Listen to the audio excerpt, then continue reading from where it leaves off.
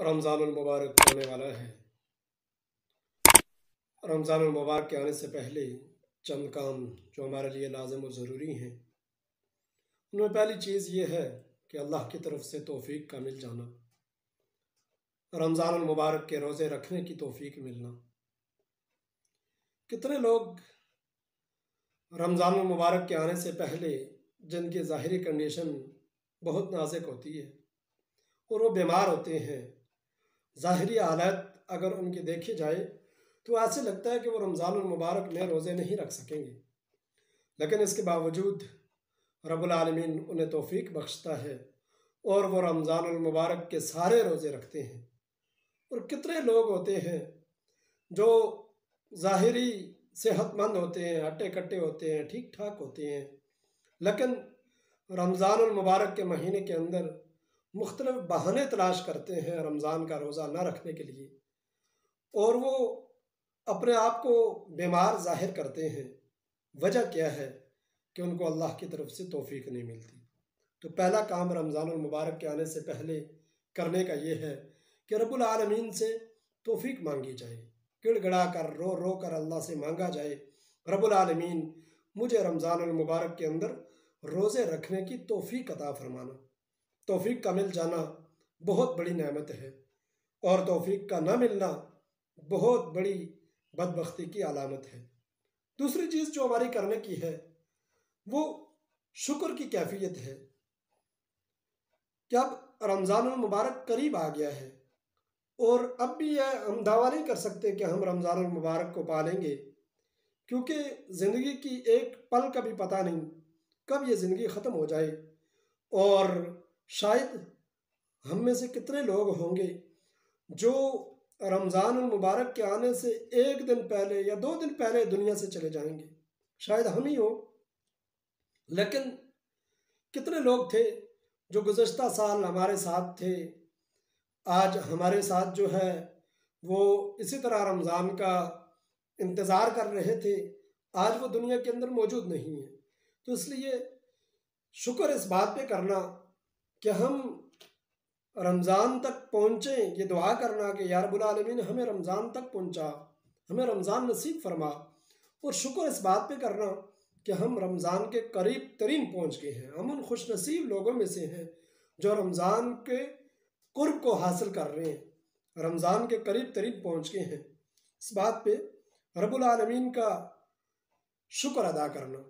तीसरी चीज़ जो हमारी करने की है वो सिद्क़ के दिल से तौबा करना है, और तौबा ऐसी चीज़ है जो इंसान को उसके गुनाहों से पाक साफ कर देती है। 2 चीज़ें रसूलुल्लाह सल्लल्लाहु अलैहि वसल्लम ने बयान फरमाई कि 2 चीज़ें ऐसी हैं जो इंसान की ज़िंदगी की पिछली ख़ताओं को ऐसे साफ़ कर देती हैं जैसे इंसान ने आज ही दुनिया में कदम रखा हो। एक इस्लाम है कि इस्लाम ले आना, दायरा इस्लाम में दाखिल हो जाना। जो गैर मुस्लिम इस्लाम में दाखिल होता है, रब्बुल आलमीन उसकी पिछली सारी ज़िंदगी की सारी ख़ताओं को दरगुज़र फरमा देते हैं। और दूसरी चीज़ तौबा है, अत्ताइबु मिनज़्ज़म्बि कमन ला ज़ंब लह। तौबा ऐसी चीज़ है जो इंसान को उसके पिछली सारी ख़ताओं को माफ़ करवा देने वाली है, लेकिन उसके लिए कुछ उसूल है। तौबा के लिए उसूल ये है कि पहली चीज़ ये है कि उसके अंदर तौबा के अंदर हुकूक का अदा होना, हुकूक अदा करने की ज़िम्मेदारी खुद लेना और कोशिश करना कि मैं हुकूक को अदा करूं। कुछ हुकूक रब्बुल आलमीन के हैं और कुछ हुकूक रब्बुल आलमीन की मखलूक के हैं, और जो इंसानों के हुकूक हैं उनके लिए तौबा का तरीका ये है कि वो हुकूक अदा करने पड़ेंगे, माफ़ी मांगनी पड़ेगी। किसी की ग़ीबत की है, किसी पे बहतान लगाया है, किसी की किरदार कुशी की है, किसी की इज़्ज़त पामाल की है, तो उससे माफ़ी मांगनी पड़ेगी। और अगर किसी का माल खाया है, किसी का हक खाया है, उसको हक वापस करना पड़ेगा, तब तौबा काबिल कबूल होगी। और रब्बुल आलमीन के हुकूक जो कोताहियाँ इंसान से होती हैं ज़िंदगी के अंदर वो तो माफ़ हो जाती हैं, लेकिन जो फ़राइज़ रह गए हैं नमाज की सूरत में, रोज़ों की सूरत में, फ़र्ज़ हज अदा करना था वो रह गया, नहीं अदा कर सका। ज़कात रह गई है, उसकी पूरी तरतीब बनाकर ज़कात अदा करे, पिछली नमाज़ें अदा करना शुरू कर दे, और जो रोज़े रह गए हैं वो रोज़े रखना शुरू कर दे। हज रह गया है तो कोशिश करे हज अदा करने की। तो इससे तौबा, यानी ये उसूल है तौबा का, सबसे अच्छा उसूल है। और इस उसूल के मुताबिक तौबा रब्बुल आलमीन की बारगाह में काबिल कबूल होती है। हमारे यहाँ ये एक तरतीब बन गई है, लोग ये समझते हैं कि बस हम सारी ज़िंदगी जो मर्ज़ी करते फिरें, यानी लोगों के हुकूक भी पामाल करते फिरें, अल्लाह के हुकूक को भी अदा न करें, लेकिन हम तौबा कर लें तो हमें हमारे ऊपर से वो सारे हुकूक भी ख़त्म हो जाएंगे। लेकिन वो हुकूक ख़त्म नहीं होते, उनका अदा करना लाजिम और ज़रूरी है। अगर अल्लाह के मखलूक के हुकूक हैं तो वो उनको अदा करना लाजिम और ज़रूरी है। जिसके जो हक़ खाए हैं वो हक़ उसको वापस करने पड़ेंगे। और रब्बुल आलमीन के हुकूक नमाज, रोज़ा, ज़कात, हज, ये अदा करने लाजिम और ज़रूरी हैं कि इंसान अदा करता रहे। और अगर इस अदा करते हुए मौत आ गई तो वो अलग बात है। और फिर चौथी चीज़ जो है रमज़ान के लिए, निज़ामुल अवकात की तरतीब बनाना। रमज़ान के अवकात की तरतीब मुरतब कर लेना, क्योंकि रमज़ान के दिन बहुत महदूद दिन होते हैं और बहुत कम घड़ियाँ होती हैं रमज़ान की, बहुत थोड़ा सा वक्त होता है।